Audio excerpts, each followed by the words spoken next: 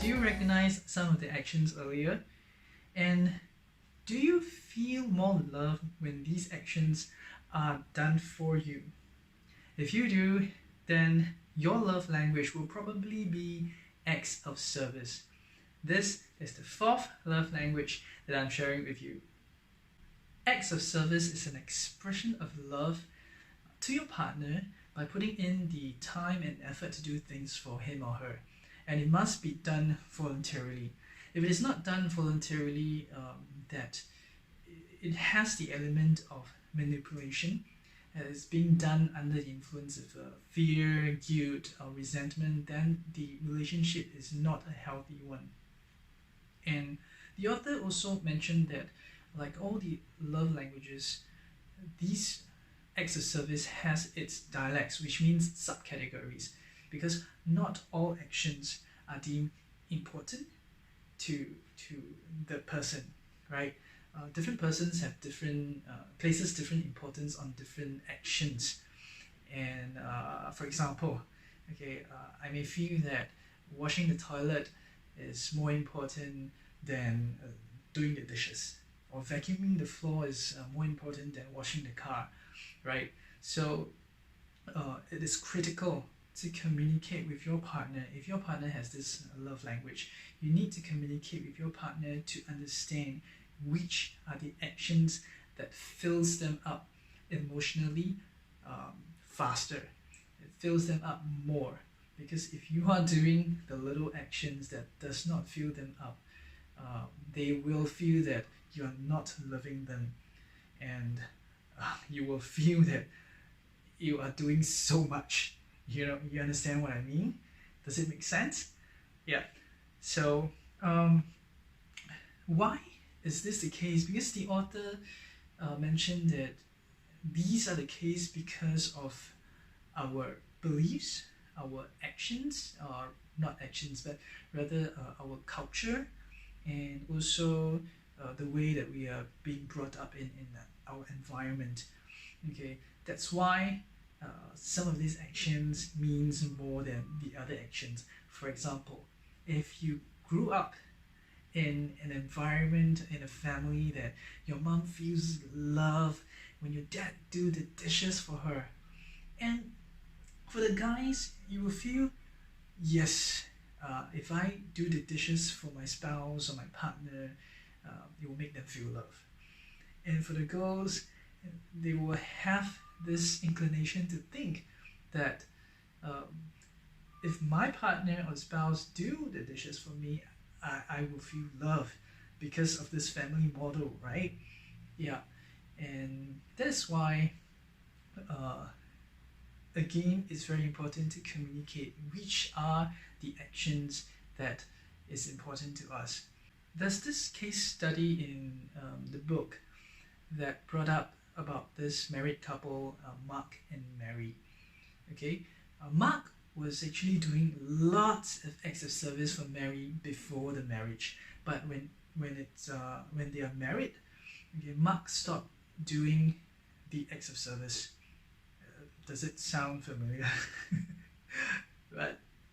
And the point of this is this: it's not that Mark doesn't want to do the acts of service anymore.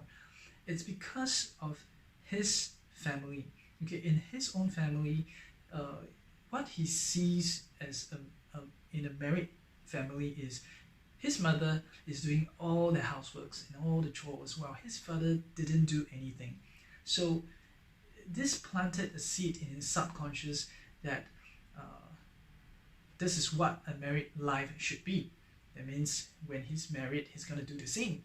Okay, and this created a lot of resentment, criticism, anger from Mary, because Mary's primary love language is acts of service.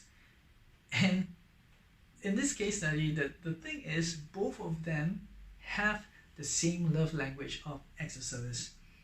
But like what we've mentioned earlier, if you do the little things that does not matter to the other person, that does not speak to the other person's love language, in this case is the dialects of the love language, then it doesn't fill up as much. And because of this, both of them has grew as resentment against each other, does not understand why each other has become a different person after marriage, right?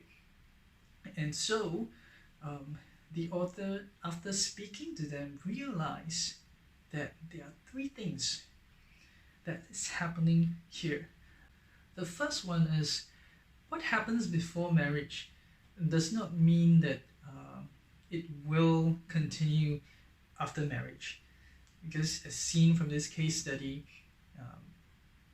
Mark was actually influenced by his family marriage model that he stopped doing things for Mary. The second one is love makes requests, not demands.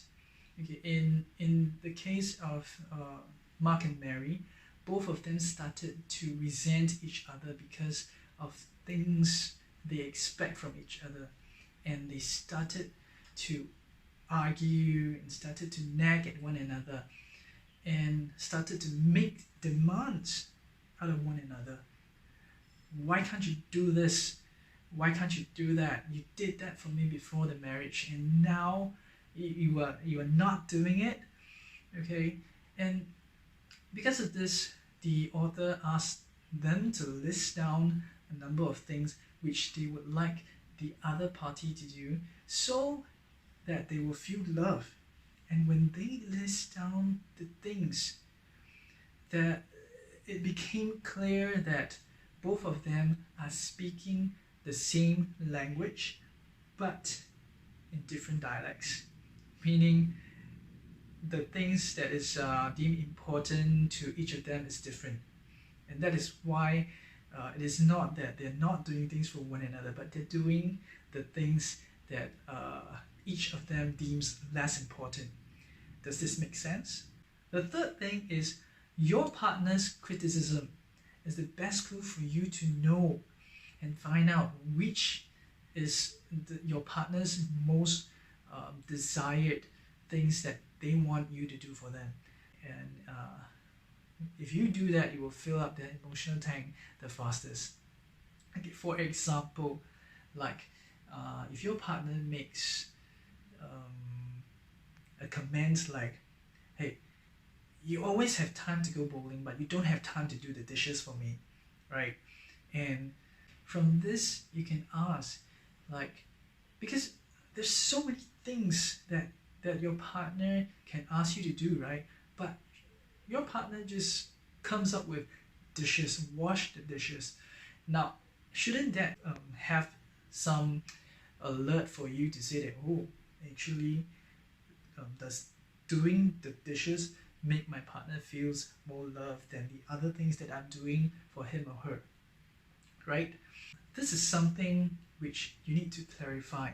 When such comments, criticism comes up, it is critical for you to have an open mind to discuss it instead of arguing back and say, why?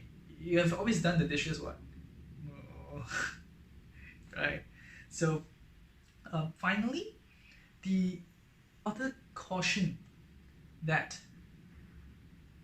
acts of service should not be abused, because I think some of you right now would have jumped to the conclusion that, oh, if I say to my partner that my love language is acts of service, I can ask them to do so many things for me and I can, shake leg, don't do anything. No, do not abuse acts of service, because it is an expression of love. And if your partner is doing it because of fear, guilt, resentment,